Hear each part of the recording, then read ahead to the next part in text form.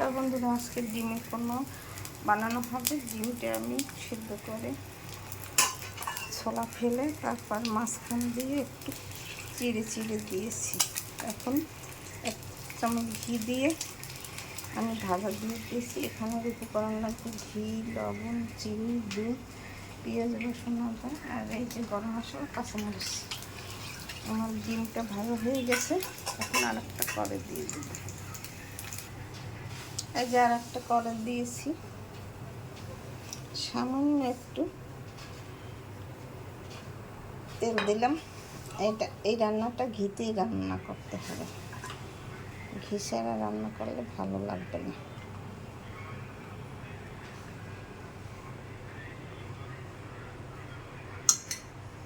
এই যে ঘি দিয়ে দিলাম,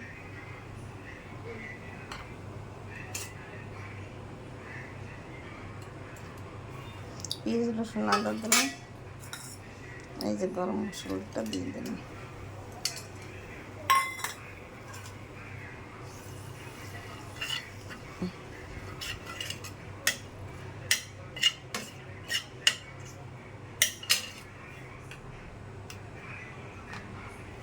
আর একটু ঘি দিয়ে দিলাম।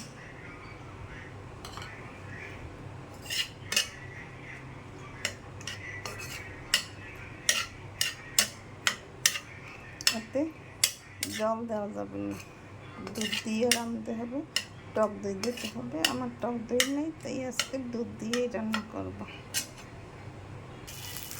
মশলা ভুনা হয়ে গেছে, এর মধ্যে কিশমিশ আর একটা কাজু দিয়ে দিয়েছি বেশির জন্য। এই যে মশলা ভুনা হয়ে গেছে,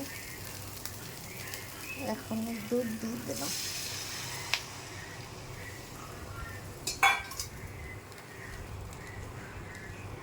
এই আধা চামচ লবণ,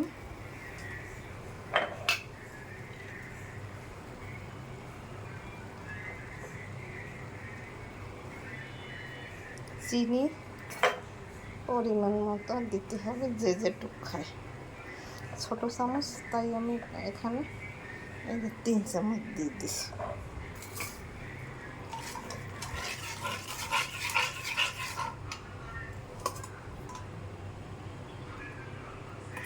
ডিমটা দিয়ে দিলাম।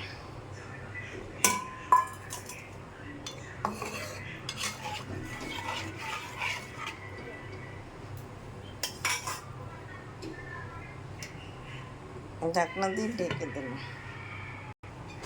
এই যে আমার ডিমের কুলমা রান্না হয়ে গেছে ঘরোয়া পদ্ধতিতে। এইভাবে আপনারা ডিমের কুলমা, টক দই না দিলেও চলে, দিলেও ভালো হয়, না দিলেও খারাপ হয় না।